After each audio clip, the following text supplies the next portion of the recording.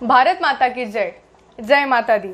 तर आजच्या आपल्या दुर्गा आहेत राज्य महिला आयोगाच्या सदस्य, महाराष्ट्र काँग्रेस कमिटीच्या महासचिव, ज्यांचे नाना म्हणजे शिक्षण मंत्री आणि ज्यांचे आजोबा म्हणजे समाज कल्याण मंत्री, असा राजकीय वारसा असलेल्या आजच्या आपल्या दुर्गा उत्कर्षताई रूपवते. जय माता दी. जय माता दी. तर सर्वात पहिले आज ताईंचा बर्थडे आहे, so happy birthday. Thank you so much. I am feeling so happy की मी तुमच्या बर्थडेच्या दिवशी तुमचा इंटरव्ह्यू घेतेय आणि आज तुम्ही माझ्या दुर्गा आहात. थँक्यू. तर सर्वात पहिले तुम्हाला कसं वाटतंय मला भेटून?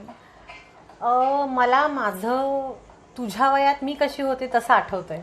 आय थिंक मी पण अशीच होते, खूप लाईव्हली, खूप इन्फॉर्मेटिव्ह आणि वडिलांवर खूप बॉसिंग करणारी आणि आईकडून लाड करून घेणारी. त्यामुळे I think I am seeing my self in you, so I am very happy की मी आज इथे. Thank you so much. And I can see my future in you. Of course you should. या चालेल. तर आता इंट्रोडक्शन मध्येच मी तुमचे इतके सारे अचीवमेंट सांगितले, तुमचा जो राजकीय वारसा होता तो देखील सांगितला, पण तो त्या इंट्रोडक्शन मध्ये पुरणारा नाहीये. तुमच्या इतक्या अचीवमेंट्स आहे. सो मला जाणून घ्यायचं आहे की तुमची ही जी राजकीय जर्नी होती, जेव्हापासून ती स्टार्ट झाली ते आतापर्यंत, आणि त्याच्यातील जे अचीवमेंट्स आहेत त्याबद्दल तुम्ही काय सांगणार?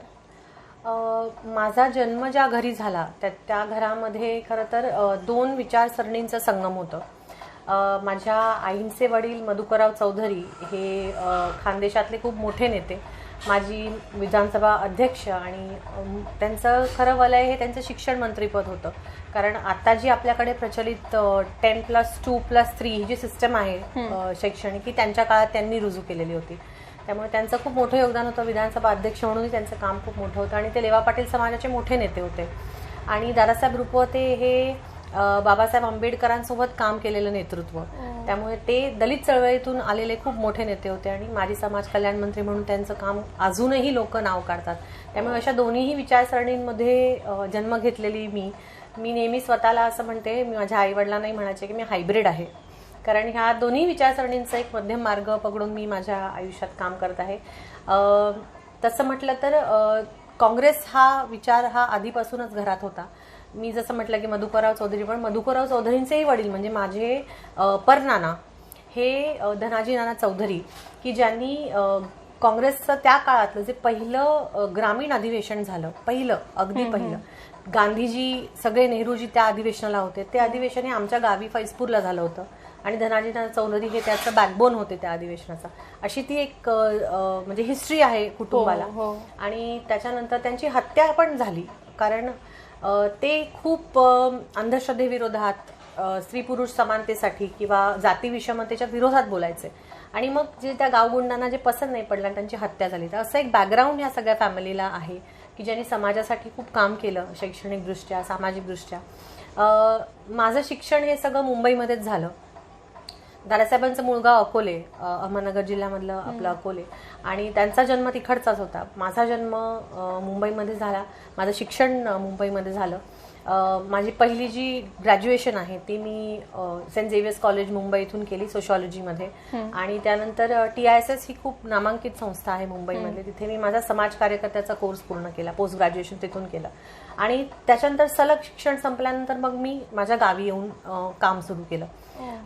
दादासाहेबांनी 60 वर्षाआधी, 75 वर्षाआधी एक संस्था सुरू केलेली, बहुजन शिक्षण संघ या नावाने. त्याचे प्रत्येक आपल्या नगर जिल्ह्यामध्ये प्रत्येक तालुक्यामध्ये हॉस्टेल्स आहेत, 5 हायस्कूल्स आहेत, असं एक मोठं काम त्या संस्थेचं आहे. माझे वडील दिवंगत प्रेमानंद रूपवते हे त्याचं काम त्यावेळेस बघत होते. 2007 मध्ये माझं शिक्षण संपलं आणि मी लगेचच त्यांच्याबरोबर मग ह्या भागामध्ये येऊन काम करायला लागले. आज आपण 2023 मध्ये, म्हणजे बराच मोठा कालावधी खरं तर गेलाय. माझ्याही आता बोलता बोलता ओघात लक्षात आलं की रे बापरे, एवढी वर्ष काम करत आहे. तर ह्या सगळ्या भागामध्ये काम करत असताना मग महिलांचे प्रश्न, युवकांचे प्रश्न, शिक्षणाचे वेगवेगळे प्रश्न, अशा सगळ्याच प्रश्नांमध्ये मी काम करत राहिले. जरी मला पार्श्वभूमी राजकीय खूप स्ट्रॉंग होती, तरी पण माझं जो राजकीय करिअर होता तो फार वेगळ्या पद्धतीने सुरू झाला. कारण मला असं कधीच नको होतं की ह्या दोघांमुळे मला काहीतरी मिळावं, मला काहीतरी स्वतःहून करायचं होतं. 2008-9 मध्ये राहुल गांधींनी तेव्हा युवक काँग्रेसमध्ये एक नवीन सिस्टम आणली, ट्रान्सफॉर्मेशन त्याला म्हणायचो आम्ही, की प्रत्येकाने आपलं इलेक्शन लढा आणि स्वतःच तुम्ही निवडून या, संघटनेमधलं नवीन एक त्यांनी सिस्टम सुरू केलेली. तर त्या बेसिसमध्ये मग 2011 मध्ये आम्ही निवडणूक मेंबरशिप केली, निवडणूक लढवलो आणि शिर्डी लोकसभा मतदारसंघाची मी व्हाईस प्रेसिडेंट म्हणून तेव्हा निवडून आले.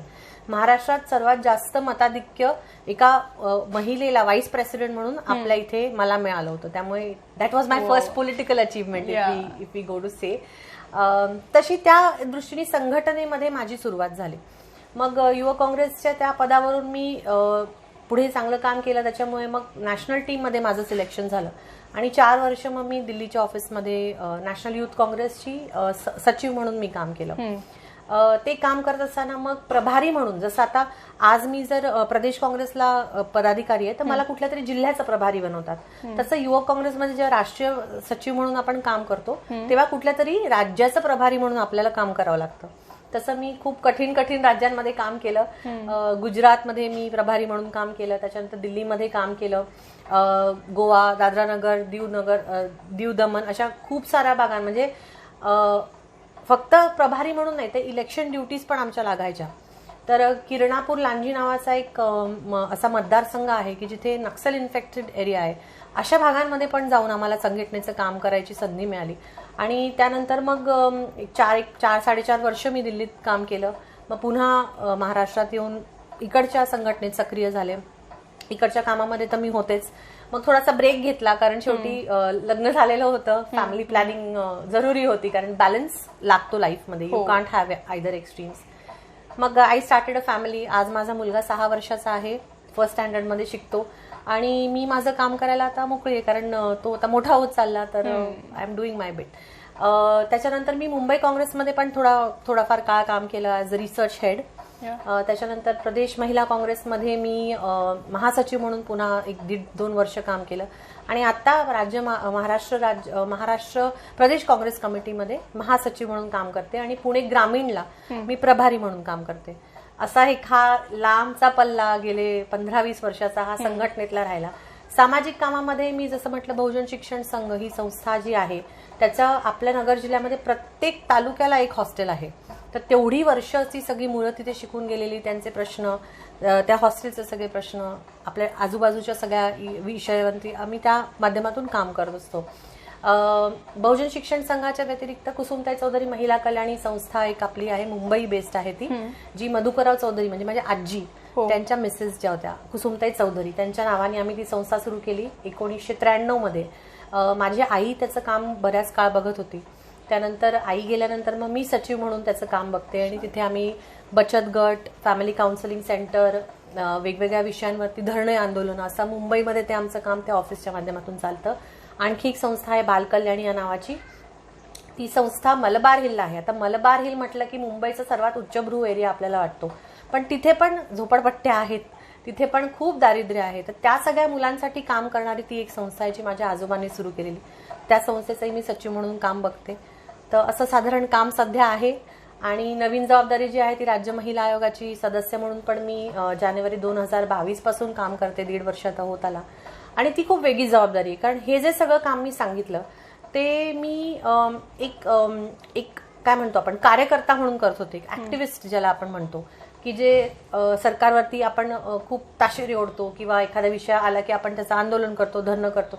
पण जेव्हा आपण सिस्टमच्या त्या बाजूला जाऊन काम करतो, जेव्हा आम्हाला पोलीस प्रशासनावर काम करावं लागतं, जिल्हा प्रशासनावर काम करतो, महिलांच्या मुद्द्यांवरती आम्ही जेव्हा या पद्धतीने काम करतो तेव्हा दुसरी बाजू पण कळते की ह्या सिस्टममध्ये काम करत असताना काय अडीअडचणी आहेत. त्यामुळे महिला आयोगाचा हा जो माझा एक 1.5 वर्षाचा काम कालावधी राहिलाय, खूप शिकायला मिळालं, खूप टुरिंग करायला मिळाली. म्हणजे मी जबाबदारी म्हणून आम्ही उत्तर महाराष्ट्राची घेतली होती, नगर जिल्हा आणि बाकीचे वरचे 4 जिल्हे, त्याच्यामध्ये नंदुरबार, धुळे, जळगाव, नाशिक आणि अहमदनगर. नंदुरबारच्या अगदी शेवटच्या टोकापर्यंत आम्ही जाऊन आलो. धडगावला जाऊन आम्ही महिला आयोगाचा दौरा केला आणि तिथे आढावा घेतला. तर अशी साधारण एक जर्नी राहिलेली आहे. आता पुढे बघूया अजून काय काय संधी आणि काम करायचं कसं पुढे होतं ते. ओके, तुमची ही जर्नी लाईक तुमचा फॅमिली जी हिस्ट्री आहे तुमची आणि आताची जी तुमची जर्नी आहे त्याच्यात खूप सारे अचीवमेंट्स आहे. त्या हिस्ट्रीमध्ये खूप सारा सॅक्रिफाईस आहे आणि खरंच त्यांचे विचार तुमच्यामध्ये रिफ्लेक्ट करता. बघायला गेलं तर आपल्या सोसायटीमध्ये तुमच्यासारखे कार्यकर्ता, ऍक्टिव्हिस्ट यांची खूप गरज आहे खरंच. तर आता मी जसं सांगितलं तुम्ही माझ्या दुर्गा आहात, म्हणजेच आज नवरात्रीचा एपिसोड आहे. तर आपण तशाप्रमाणे एक प्रश्न घेऊयात. तर आपल्या महाराष्ट्रामध्ये 3.5 शक्तिपीठं आहेत, राईट? या सो मला त्यांच्यामधून कोणत्या तरी एका शक्तिपीठाबद्दल तुम्ही माहिती द्या. मला वाटतं जी 3.5 शक्तिपीठ आहे त्याच्यापैकी तुळजाभवानी जे आपलं एक शक्तिपीठ आहे, तुळजापूरची भवानी, तिला तुळजाभवानी, तुळजाई जिला आपण म्हणतो, ते मंदिर एक तर खूप सुंदर आहे. आपण कधी गेला तर जरूर बघा. तुळजाभवानीचं जे काही एक तिकडे वलय आहे त्या सगळ्या भागामध्ये, म्हणजे महाराष्ट्राचं कुलदैवत किंवा कुलस्वामिनी ज्याला आपण म्हणतो ते म्हणतात, पण तिला का ते नाव दिलं असंही जेव्हा आपण म्हणतो तेव्हा प्रत्येक भाविकाला कधी जेव्हा तो भाविक एकदम कुठल्या तरी प्रॉब्लेम मध्ये असतो किंवा कुठल्या कठीणाईमध्ये, तेव्हा ती धावून येते, असं तिची एक मिथ किंवा मायथॉलॉजी असं सांगते.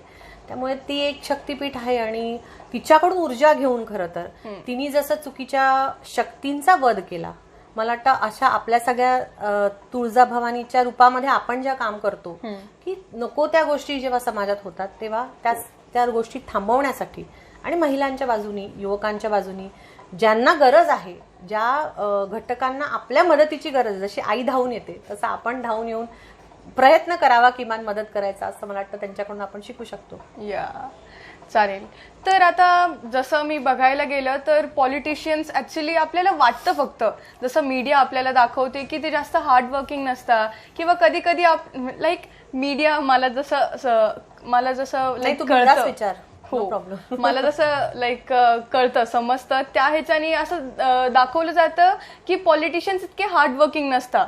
आणि कितीतरी वेळेस जेव्हा मी छोटे होते राईट तेव्हापासून ते आतापर्यंत थोडंसं जितकी आयडिया होती मला की पॉलिटिशियन्स त्यांची लाईफ फुल ऑफ लक्झरी असते, जास्त हार्डवर्क देखील नसतं, पण असतं देखील नसतं देखील, अशी एक आयडिया होती माझ्या मनात.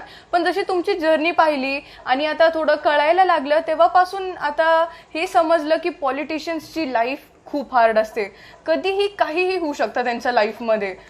लाईक काहीच असं असे क्षण असतात जेव्हा काहीतरी इम्पॉर्टंट असतं बट तेव्हाच काहीतरी होऊन देखील जातं, म्हणून दोन्ही देखील मिस होऊन जातं. कधी कधी एक सॅक्रिफाईस करावं लागतं म्हणून दुसरं होतं असं. तर तुमच्या लाईफमध्ये असं एक स्ट्रगलफुल पिरियड होता का जेव्हा कधी काहीतरी घडलं पण दुसरं पण अजून एक गोष्टी आहे ज्या तुमच्यासाठी खूप इम्पॉर्टंट आहे आणि तुम्हाला तिकडे देखील जायचंय पण तुम्हाला इकडे देखील जायचंय, आणि मग तेव्हा तुम्ही काय चूज केलं?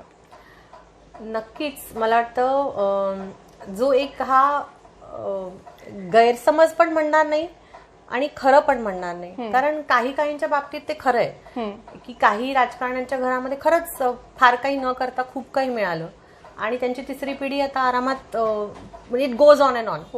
सो ठीक आहे, म्हणजे पण असं कोणीच म्हणू शकत नाही की त्यांना मेहनत नाहीये. जरी त्यांना ते रेडीमेड किंवा त्यांना सोपं मिळालं असेल तरी ते सगळं टिकवायला, ते सगळं नीट पुढे न्यायला खूप मेहनत लागते.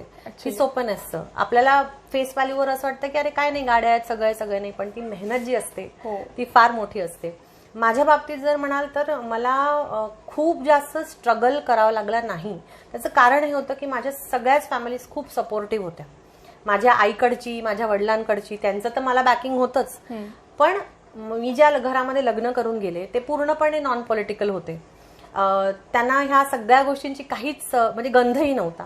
पण जसं जसं त्यांना समजायला लागलं माझं डेडिकेशन, त्यांनी जेव्हा बघितलं की मी माझ्या कामासाठी खूप वेडी आहे, त्यांना लक्षात आलं की हिला करू द्या. आणि मला कधीच त्यांना कुठल्या गोष्टीची परवानगी नाही विचारावी लागली की असं करू का, मी करतेय. हे फरक असतो, हे करू का आणि करते. तर तो एक मला फ्रीडम तिथे खूप मिळालं आणि त्याच्यामुळे पर्सनलमध्ये तसा कसा प्रॉब्लेम तसा फार आला नाही. पण खूप प्रचंड मेहनत करावी लागते. म्हणजे मी तुला सांगितलं की मी 4 वर्ष युवा काँग्रेसच्या राष्ट्रीय कमिटीत होते. मला अजून माझी एक ब्लॅक कलरची सूटकेस आठवते की मी 4 वर्ष ती बॅग अनपॅकच केली नाही. 7 दिवसाचा दौरा व्हायचा, 2 दिवस घरी यायचे, खराब झालेले कपडे धुवायचे, दुसरे भरायचे, 2 दिवसानंतर परत दौरा सुरू. असं काम आम्ही त्यावेळेस केलं. आजही मी आज इथे बसले, तू आता मला मगाशी बर्थडे विश केला. माझं बाळ 1 वर्षाचं आहे. माझा हस्बंड मुंबईमध्ये ते काम करतात, त्यांची नोकरी तिथे आहे. Financially someone has to be stable. जर दुसऱ्यांना असं काही काम करायचं असेल तर एक काहीतरी बेस लागतो आपल्याला. तर आज बर्थडे माझा आहे तर एक्सपेक्ट करेल ना फॅमिली की मी कुटुंबासोबत राहावं. मुलगा लहान आहे, त्याला वाटतं मम्माचा बर्थडे आहे. पण त्यांनी समजून घेतलंय की ठीक आहे, रात्री मम्मा होती, सकाळी पहाटे लवकर गेली आणि आता 3-4 दिवसांनी येईल परत, 1-2 दिवसासाठी परत जाईल, असं त्यांना हळूहळू ते आता अंगी वळणी पडलंय. पण हे सगळं करत असताना मला असं वाटतं की आपल्या मनात क्लॅरिटी पाहिजे की आपण हे जे करतोय हे कशासाठी करतोय. मला ही क्लॅरिटी खूप आहे की ठीक आहे, एखादं पद, एखादं इलेक्शन ही गोष्ट दुय्यम, पण मला ज्या लोकांसाठी काम करायचंय, मला ज्या महिलांसाठी, विद्यार्थ्यांसाठी ते मी करते आणि I can see the results. आजूबाजूला लोकांना मदत होतीये. त्यामुळे हे जे स्ट्रगल आहे हे त्याच्यामध्ये कुठेतरी ओव्हरलुक होऊन जातं. ठीक वाटतं, काही प्रॉब्लेम नाही. पण असं सरसकट म्हणणं की मेहनतच नाही किंवा सोपं आहे हे बिलकुलच नाहीये. खूप तारेवरची कसरत असते. कार्यकर्त्यांची मनं सांभाळावी लागतात, समाजाची मनं सांभाळावी लागतात. आपले पर्सनल ओपिनियन्स कधी कधी आपल्या पॉलिटिकल किंवा पार्टी ओपिनियन्सची मॅच होत नाहीत. ते आपल्याला थोडंसं बॅलन्स करावं लागतं. आपला वेळ बॅलन्स करावा लागतो. किती म्हटलं तरी माणूस आहे शेवटी, थकतो. तो थकान दूर करून पुन्हा फ्रेश होऊन लोकांपुढे. आता एक उदाहरण देते, म्हणजे आज मी सकाळपासून बाहेर आहे, हा असा दर दिवस असतो. आता संध्याकाळी मी परत गेल्यानंतर जर मी एखाद्याशी बोलताना जरा कमी बोलले किंवा जरा हळू बोलले किंवा स्माईल नाही केला फोटो देताना, तर साहजिक त्या माणसाला वाटेल की अरे ताईंसाठी मी आलो इथपर्यंत आणि ताई बोलल्या नाही नीट. त्यामुळे प्रत्येक माणसाला भेटताना आम्हाला तीच एनर्जी लागते, तोच एंगेजमेंट द्यावा लागतो, त्याचं तेवढंच ऐकून घ्यावं लागतं, त्याच्याशी तेवढंच बोलावं लागतं. हे कमी नाहीये. आणि प्लस मग त्याच्या पुढे जाऊन जेव्हा संघर्ष येतो, राजकीय संघर्ष येतो, आता आपण बघतोय की काय दबावाचं राजकारण सुरू आहे. जर तुमचं पटत नाही तर मग त्यांना त्रास द्यायला सुरू कर. हे सगळं घेत असताना जेव्हा राजकीय भूमिका आपण घेतो, तो पण एक स्ट्रगल फार वेगळा असतो, पण तो वेगळ्या पद्धतीचा आहे. पर्सनल लाईफ मधला जो स्ट्रगल आहे तो वेगळ्या पद्धतीचा. त्यामुळे कोणालाच तो टळलेला नाही, मलाही टळलेला नाही. एवढंच की मला सपोर्ट असल्यामुळे तो स्ट्रगल मी खूप चांगल्या पद्धतीने करू शकले. त्याच्यातला एक दुसरा मुद्दा असा जो मला इथे मी मांडू इच्छिते. माझा आंतरजातीय आंतरधर्मीय विवाह झाला. माझ्या आई वडिलांचा पण आंतरजातीय आंतरधर्मीय विवाह होता. 75 साली एखाद्या बौद्ध मुलाचं आणि लेवा पाटील मुलीचं लग्न होणं हे सोपं नव्हतं. हे मोठी गोष्ट होतं तेव्हा. आणि तेव्हा सोसायटीने ऍक्सेप्ट केलं आणि गावोगावी त्यांच्या मिरवणुका निघाल्या की इट्स अ गुड एक्झाम्पल. तसंच माझं लग्न ज्यांच्याशी झालंय ते हिंदू ओबीसी समाजाचे आणि मी बौद्ध. पण आमचं जेव्हा एकत्र लग्न झालं आणि आता माझं पोरगं पण हायब्रिडच माझ्यासारखं, तर मला एक लक्षात येतं की अशा कुटुंबांमधून येणारी मुलं, विशेषतः मी माझ्यासाठी पण म्हणू शकते, माझ्या मुलासाठी पण, खूप गोष्टींना ऍडजस्ट करून घेतात, समजून घेतात. सगळ्या समाजांना ते रिस्पेक्ट देऊ शकतात. म्हणजे मी अभिमानाने सांगते की मी जसं एखाद्या 14 एप्रिलच्या कार्यक्रमाला किंवा मी जसं आंबेडकरवादी विचारांना खूप उचलून धरते, तसंच मी एखाद्या हिंदू फेस्टिवलमध्ये किंवा इतर समाजाच्या फेस्टिवलमध्ये पण तेवढंच ओपनली जाऊ शकते, ओपनली एन्जॉय करू शकते, त्याला रिस्पेक्ट देऊ शकते. I think this is important. आजच्या जगामध्ये हे खूप महत्वाचं आहे की आपण सगळ्यांना रिस्पेक्ट देऊन, एखादा एक्स्ट्रीम न करता, एखादा कट्टरवादी विचार न करता, सगळ्यांना एकत्र घेऊन चालणं महत्वाचं आहे. माझा 6 वर्षाचा मुलगा आज गणपतीच्या मिरवणुकीत पण तेवढाच नाचतो आणि 14 एप्रिलच्या मिरवणुकीत पण तेवढाच नाचतो. So this I think is the beauty of the struggle, the intercaste and plus the different जे वेगवेगळ्या विचारांतून फॅमिली झाल्या त्याच्यातलं ते स्ट्रगल. पण इट्स वर्थ इट. ऍक्च्युली ह्याच्यातून मला कळलं की तुमच्या लाईफमध्ये एकच असा क्षण नाही किंवा थोडेसे असे क्षण नाही, दररोजच तुम्हाला सॅक्रिफाईस असतो, राईट. आणि हे देखील कळलं की स्ट्रगल वॅरीज, पॉलिटिशियन्समध्ये असेल किंवा जसं तुम्ही सांगितलं हार्डवर्क करतच नाही असंच नाही, इट वॅरीज, राईट. चालेल. तर आता ह्याच्यानंतर तुमची जर्नी खूप इन्स्पिरेशनल आहे, खूप जास्त, फुल of sacrifice, smart work, hard work, dedication, determination and all the values. तर आता तुमचं शिक्षण हे मुंबईत झालं आणि तुम्ही अकोल्यात देखील आहात. तुमचं पॉलिटिक्सबद्दल खूप वास्ट नॉलेज आहे, मग तुम्हाला नगर देखील बद्दल खूप काही काही माहिती आहे, राईट, कारण तुम्ही पॉलिटिशियन आहात. तर आता बघितलं गेलं तर नगरमध्ये आपले शिर्डी आहे. नगरमध्ये जास्ती तर येण्याचं कारण म्हणजे शिर्डी आहे, कारण बाबांचं मंदिर आहे.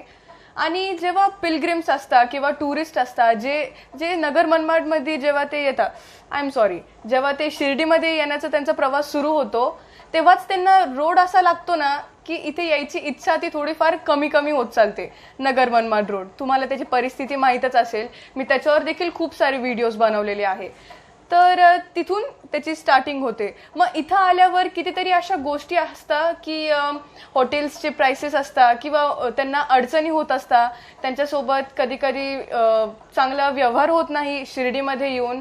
आणि ते शिर्डीमध्ये येऊन बाबांचं दर्शन घेतल्यानंतर ते इथं थांबत पण नाही जास्त वेळ असं. आणि मग आता नगर बद्दल बघायला गेलं तर आपलं मार्केट जे आहे ते इतकं स्ट्रॉंग नाहीये, ते आत्मनिर्भर नाहीये, जास्त तर आहे पण जास्त नाही.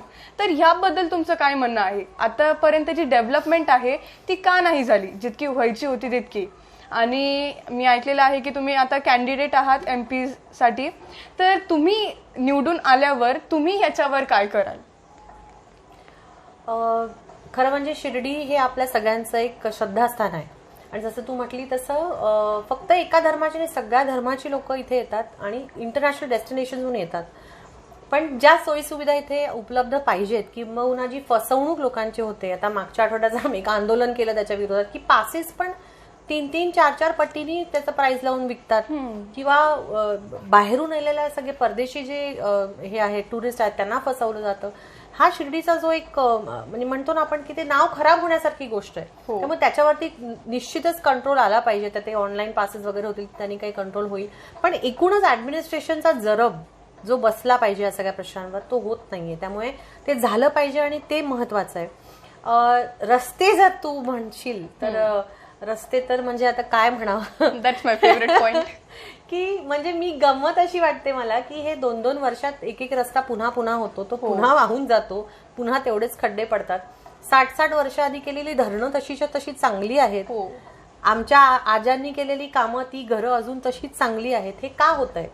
ते ह्याचं म्हणजे सरळ सरळ उत्तर आहे भ्रष्टाचार.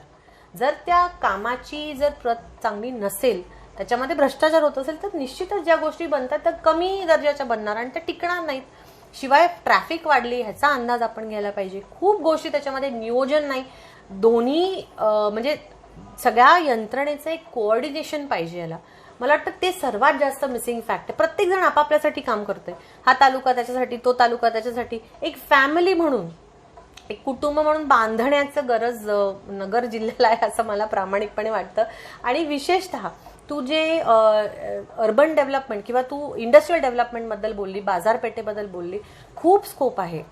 इनफॅक्ट नगरची जी बाजारपेठ आहे तिला आणखीन वाढवण्यासाठी MIDCs बऱ्याचशा ठिकाणी अजून पूर्ण आहेत, काही ठिकाणी आहेत, पण त्या पूर्णपणे अजून ऍक्टिव्हेट नाही झालेल्या आहेत. तिथे काम करणाऱ्या लोकांना पगारही वेळेवर मिळत नाही, अशी पण परिस्थिती आहे.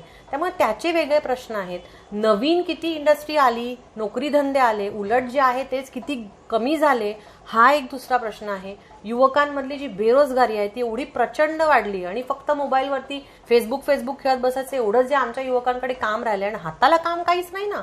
शेतीचे होणारे जे प्रश्न आहेत, शेतीला भाव नाही, त्याच्यामुळे शेती आता खूप लोक करू इच्छित नाहीत. नवीन पिढीमध्ये तर फार कमी लोक त्याच्यामध्ये इंटरेस्ट घेतात. अशी खूप सारी अडचण आहे. बरं, जोडधंदे जे शेतीला दिलेले आहेत त्याच्यामध्ये पूरक काही त्यांना मिळत नाही, किंवा सरकारने जसं त्यांना सपोर्ट केलं पाहिजे ते होत नाही. मला खूपदा असं वाटतं की आपलं अहमदनगर हे भौगोलिकदृष्ट्या इतकं सुंदर आहे आणि चोंडीपासून ते आपल्या भंडारदऱ्यापर्यंत इतक्या सगळ्या गोष्टी ज्या टुरिस्ट अट्रॅक्शन बनू शकतात. टुरिझमसाठी डेव्हलप करायला आपल्याला खूप स्कोप आहे. आणि टुरिझममुळे येणारी जी सगळी भरभराट आहे ती कशी होणार? लोकल इंडस्ट्रीला बूस्ट मिळेल, लोकांना कामं मिळतील, हाताला कामं मिळतील, तिथे हॉटेल व्यवसाय होईल, लोक आल्यावरती निश्चितच तिथे आणखीन गोष्टी डेव्हलप होतील. पण ते होत नाहीये. भंडारदऱ्याला पण आम्ही खूपदा लोकप्रतिनिधींना सांगतो की तुम्ही तिथे करा. आपल्याकडे खाली प्रवरा संगमपर्यंत प्रवरा जाते, खूप साऱ्या ठिकाणी गोदावरी आहे, असे खूप ठिकाण आहेत की जिथे आपण ते डेव्हलप करू शकतो टुरिस्ट व्ह्यू पॉइंटनी. आणि तिसरा जो महत्वाचा विषय इथे आहे तो म्हणजे आपल्याकडे बनणाऱ्या ज्या वस्तू आहेत त्याची काही नाविन्यपूर्ण गोष्टी आपण डेव्हलप करू शकतो का? रस्ते वगैरे हे जे विषय आहेत ना, हे खूप टेक्निकल मुद्दे आहेत. टेक्निकल म्हणण्यापेक्षा पण सरकारी यंत्रणेच्या अखत्यारीत असलेले प्रश्न आहेत. त्यामुळे ते तर लढून करावेच, त्याच्याबद्दल काही विषय नाही. लोकप्रतिनिधीचे काम आहे, ते काही फेवर करत नाहीत आपल्याला, त्यांना त्याच्यासाठीच निवडून दिलेलं आहे. पण त्या व्यतिरिक्त जे लोकली मिळणारे प्रॉडक्ट्स आहेत त्याला आपण कसं बूस्ट करू शकतो? आता आमच्याकडे अकोल्याला वगैरे इतकी सारी आयुर्वेदिक हे ते झाडं वगैरे आहेत की ज्याचं इंटरनॅशनल मार्केटमध्ये खूप व्हॅल्यू आहे, पण ते तसं मार्केटिंग होत नाहीये. असं प्रत्येक तालुक्यामध्ये काही ना काही नवीन असणार आहे, जे त्यांची एक म्हणजे खासियत असेल ते होत नाहीये. ते आपण करू शकतो. तू जसं म्हटलं तसं शिर्डी लोकसभा मतदारसंघासाठी मी नक्कीच इच्छुक आहे. आणि ती काय मी आता आले आणि केलं असं नाहीये. मी जसं म्हटलं की खूप काम इथे केलेलं आहे, लोकांबरोबर राहिलेलो आहोत, त्यामुळे या भागातल्या प्रश्नांची जाणीव आहे. आणि त्यामुळे लोकसभेच्या दृष्टिकोनातून मला असं वाटतं की मी जे म्हणते ना की ह्या सगळ्या मतदारसंघाला बांधण्याची गरज आहे, एक फॅमिली म्हणून, एक युनिट म्हणून. हे काम खरं तर आपल्या मागच्या 15 वर्षामध्ये जेव्हापासून शिर्डी लोकसभा मतदारसंघ राखीव झालेला आहे तेव्हापासून बिलकुलच झालेलं नाही. आणि खासदारांनी काय काम केलंय एवढ्या 15 वर्षामध्ये, खरं तर हा लेखाजोखा प्रत्येक लोकप्रतिनिधींनी मांडावा. तो समोरच्याला आवडेल, मला पटेल नाही पटेल हा प्रश्न दुय्यम आहे, पण 15 वर्ष तुम्ही प्रतिनिधित्व करता. बरं, ते Lok Sabha is the highest house of the entire country, त्यामुळे त्याला ते महत्व आहे, ते इम्पॉर्टन्स आहे, त्या पदाचं ते गरिमा आहे. ते सगळं जाणून मला वाटतं त्या लोकप्रतिनिधींनी तसं काम केलं पाहिजे. आपल्याला जर संधी मिळाली तर निश्चित माझ्या सगळ्या कामाचा अनुभव जो आहे किंवा मला जे विजन आहे ह्या सगळ्या गोष्टींना घेऊन हे त्या माध्यमातून आपण नक्कीच साध्य करू शकतो. कारण शेवटी एक यंत्रणा आपल्याजवळ येते. म्हणजे मी साधं उदाहरण देते की आज मी आयोगाची सदस्य आहे. राज्य महिला आयोगाचे सदस्य म्हणून काही यंत्रणा आम्हालाही उपलब्ध असते. त्या यंत्रणेच्या माध्यमातून आम्ही आढावा घेणं, एखादी जर महिला आहे की तिला काही प्रॉब्लेम आहे तर तिच्यापर्यंत पोहोचणं, जर काही दुर्घटना झाली असेल तर मग पोलिसांबरोबर ते सगळं फॉलोअप घेऊन, WCT डिपार्टमेंटमधील फॉलोअप घेऊन त्या सगळ्या गोष्टी आम्ही करतो. एक फक्त महिला आयोगाचं सदस्यपद आहे. जर एखाद्या लोकसभेचा प्रतिनिधी असेल तर त्याच्याकडे किती यंत्रणा असेल. 6 तालुक्यांची यंत्रणा ही जोक नाहीये. त्यामुळे मला वाटतं त्या सगळ्या यंत्रणेचा अगदी सकारात्मक वापर करून खूप काही गोष्टी करण्यासारख्या आहेत आणि त्या पुढच्या काळामध्ये संधी मिळेल तर करूया आपण. खूप छान प्रकारे तुम्ही हे उत्तर दिलं. ऍक्च्युली ह्या सर्व तुम्ही जे सांगितलं, जे व्हायला हवं तो कंट्रोल असावा आपल्या मॅनेजमेंटमध्ये, तो खरंच यायला हवा. आणि मी खरंच बाबांना प्रार्थना करते की तुम्ही लवकरात लवकर MP म्हणून निवडून यावात, ही माझी इच्छा आहे. Thank you so much. तुला एक प्रश्न मी आता उलटा विचारते, फेर प्रश्न. तू माझा इंटरव्ह्यू घेतला, तू एवढी जागरूक आहेस, तू व्लॉग्स करतेस, युट्यूबवरती तुझं एवढं फॉलोईंग आहे, तुला व्ह्यूज मिळतात, म्हणजे तू तशी तुझ्या वयाच्या हिशोबाने खूप सजग आहेस, जागरूक आहेस. आपल्या मतदारसंघामध्ये शिर्डी लोकसभा मतदारसंघाचे गेली 10 वर्ष एक खासदार आहेत. तू त्यांचं नाव सांगू शकशील का मला? So that's my point. हा त्यांच्यावरती वैयक्तिक कुठली टीका टिप्पणी नाहीये. द पॉइंट इज की आपल्या मतदारसंघातल्या लोकांपर्यंत आपण पोहोचायला पाहिजे. जर त्यांना आपली ओळखच नसेल, त्यांना आपण काय काम करतोय किंवा काय काम करू शकतो हे माहितीच नसेल, तर मग त्या पदावर आपण निवडून जाऊन, बरं असं नाही की त्यांना नुसतं पाठवलंय, प्रत्येकाने बूथपर्यंत जाऊन त्यांना वोट करून त्या ठिकाणी पाठवलंय, त्यामुळे जबाबदारीने पाठवलंय. त्यामुळे जबाबदारी ओळखून प्रत्येकाने आपलं काम केलं तर हे जे सगळं आहे हे आणखी नीट होऊ शकेल असं वाटतं. आणि अगदीच आता जर तुम्ही MP झालात, मी तेव्हा सांगेल तुमचं नाव. थँक्यू. आता बघायला गेलं तर महिला देखील पॉलिटिक्समध्ये उतरत आहे, पण इतकं जास्त नाही, राईट? तर तुम्ही त्यांना काय सांगाल? आणि इतकंच नाही की पॉलिटिक्समध्ये जॉईन व्हा, तुमच्यासारखी कन्सिस्टन्सी देखील असावी, याबद्दल देखील त्यांना काय संदेश द्याल? सर्वप्रथम मला असं वाटतं की आपण एखादी गोष्ट का करतोय ह्याच्याबद्दल क्लॅरिटी पाहिजे. ह्याच्याबद्दल आपल्याला एकदम साफ आपल्या डोक्यात पाहिजे की राजकारणात उतरणं म्हणजे नक्की काय. म्हणजे फक्त इलेक्शन लढणं हे राजकारण आहे का, किंवा फक्त एखाद्या पक्षामध्ये काम करणं हे राजकारण आहे का? तर नाही. माझ्या मते महिलांनी काय, सगळ्यांनीच, युवकांनी पण हे समजून घेतलं पाहिजे, पुरुषांनी समजून घेतलं पाहिजे की राजकारण समाजकारण करताना आपण हे का करतोय, कुठल्या दृष्टीने करतोय आणि कुठल्या विचारसरणीच्या चौकटीत करतोय, हे महत्वाचं आहे. ते आपण आपलं क्लॅरिटी असली पाहिजे. मी जेव्हा सुरू केलं तेव्हा मला माहिती होतं की मला माझ्या आजूबाजूच्या लोकांना जे काही प्रश्न आहेत किंवा माझ्या फॅमिलीचं जे बॅकग्राऊंड आहे, एक अतिशय वेगळ्या बॅकग्राऊंड म्हणून दलित समाजातून आलेलं कुटुंब होतं आणि गांधी विचाराचं कुटुंब, मी दोन्हीकडचं बघितलं होतं. त्यामुळे त्या लोकांपर्यंत पोहोचून त्यांना जास्तीत जास्त मदत कशी होईल किंवा काय आपण त्यांच्यासाठी करू शकू, हा त्याच्या माझा अगदी प्रामाणिक हेतू होता आणि त्याच्या हिशोबाने मी पुढे गेली. खूपदा असे प्रश्न यायचे की मग काहीच होत नाहीये का, निराशा येते किंवा आपल्याला असं वाटतं की अरे मी पुढे जायचा प्रयत्न करते पण लोक मागे घेतात, खेकड्यांसारखे असतात, हे असतात, अशा खूप उपमा असतात. पण ज्यांच्या तू जो वर्ड वापरलास ना, कन्सिस्टन्सी, सातत्य, तुमच्या सगळ्या कामामध्ये सातत्य असलं ना की मग तुम्हाला कोणी थांबवू नाही शकत. आज आता मी 20-22 वर्ष सलग काम करतेय, त्यामुळे आज मला कोणी म्हणू नाही शकत की अरे तुम्ही काय केलं किंवा तुम्ही काहीच केलं नाही, असं होऊ शकत नाही.